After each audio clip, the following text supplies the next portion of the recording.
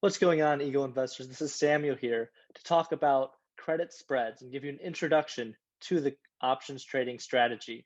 If you haven't already, make sure to like and subscribe to our channel and join our trading community in the description below. To get started, what are credit spreads? Credit spreads involve the sale of one option and the purchase of another option for the same expiration on the same underlying, but with different strike prices. Now, what this does is it offers a neutral to directional view on a particular underlying in a defined risk strategy. When we enter this position is for a net credit, and you're able to capitalize when the spread narrows, and you can maximize that profit with the net credit if the short strike isn't breached.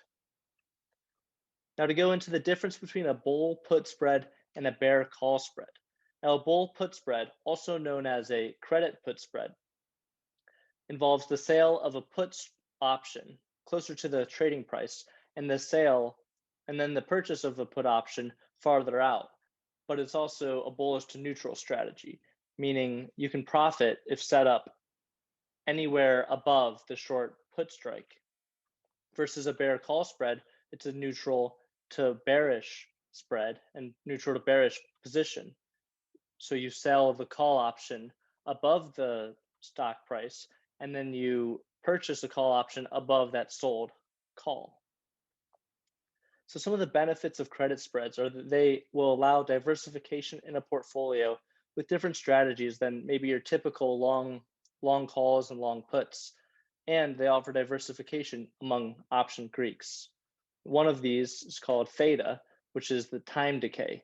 Now, if you set up credit spreads that are outside of where the underlying is trading at, you'll profit each day that there's minimal movement and basically you're short volatility as opposed to betting on large movements in the underlying that you would require to profit in purchasing calls or puts. Your trade thesis doesn't have to be extremely bullish or bearish like it does for call and put options.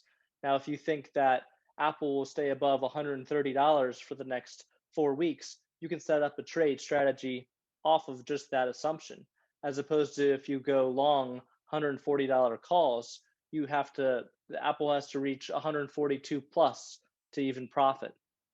You can also capitalize on a volatility crush, which is why we like to trade credit spreads during earnings. Now, during earnings, the calls and puts are bid up from speculators and hedgers. So the volatility is through the roof with the uncertainty that earnings will also bring, meaning that the day after, well, once earnings are released, the volatility comes in and you can capitalize on this volatility crush through credit strategies. Now, for setting up and managing credit spreads. With a bull put spread, you sell the put closest to the trade price, and then you purchase a put farther out. With a bear call spread, you sell the call close to the trade price, and you purchase the call above that.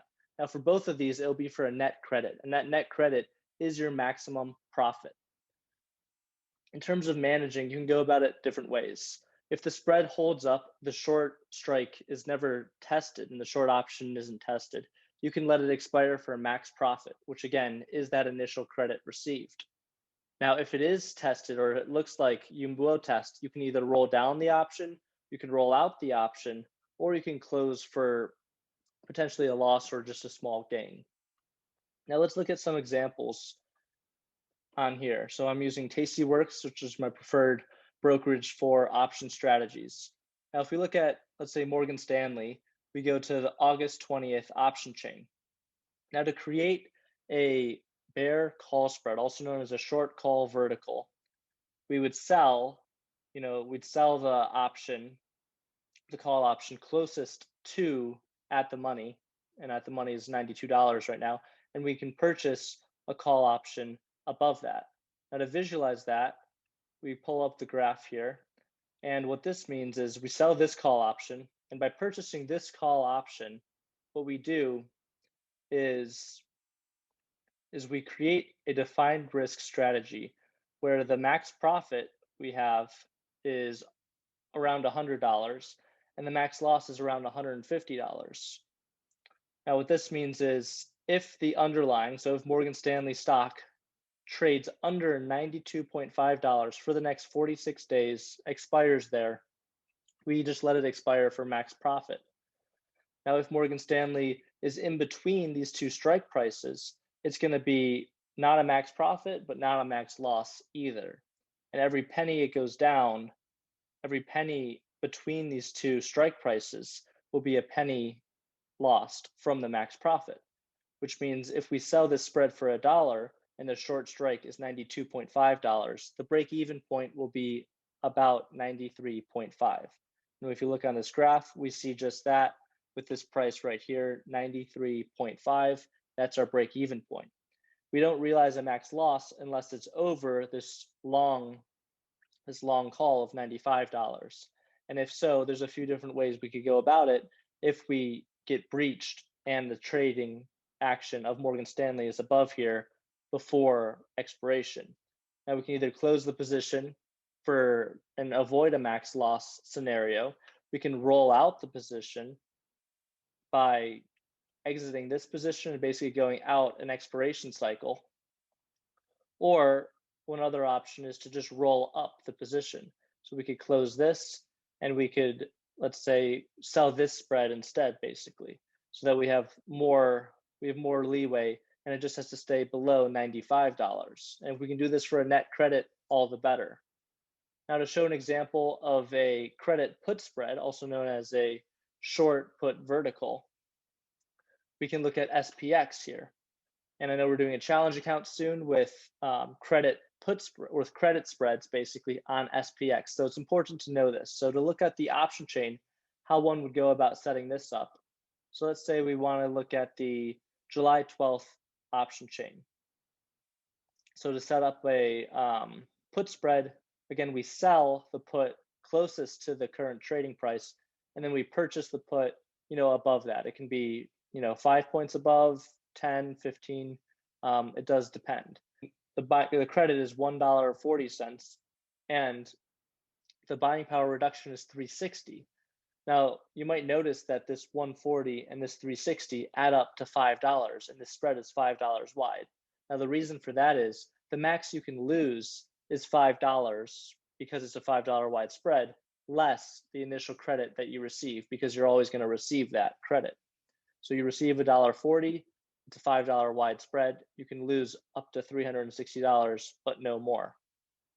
Now, for this example, it's the same type of thing. We sell the put, we purchase the put below this strike, and then if it's breached or if it's tested, let's say SPX trades a little bit closer to the 4,330 level, we can exit the position or we can roll down. We can roll out. There's a lot of different management styles. Now, the benefit of a credit put strategy versus just a long call if we're bullish is let's compare to that. So this credit put spread, we profit if SPX is anywhere over 4,315. Now, if we go to the chain and we exit these positions, but instead we purchase a call option, basically. Now we look at the same curve, even if we put it down here. Now it's a $4,000 trade, $5,000 trade, and instead of the break even being around 4,300, the break even point is 4,360, and then that's just for zero. To actually make any decent profit, you're looking at almost 4,400. So you can see a call option is a much more bullish position as opposed to a credit put spread. Now going back to just a summary of this. So credit spreads can offer a great strategy to add to your option toolbox. It can allow for diversification and prove more fitting given a particular trade thesis. Again, if you think a certain underlying will only trade above this point or below that point, and you're not completely bullish or bearish, then it might be perfect for you. Another thing to add is when you put two credit spreads together, you create a short iron condor. And that is when it's a neutral strategy and you think the underlying will stay in a given range. Now, to set up a credit spread, you sell the put or the call closest to the trade price, and you purchase the put or the call below or above the sold option for a net credit. and it's a two-legged position. Now, I hope you enjoyed this video on credit spreads, and if you have any questions or comments, make sure to leave that in the comments section below. If you haven't already, make sure to join the Discord in the description below and like and subscribe. Thank you.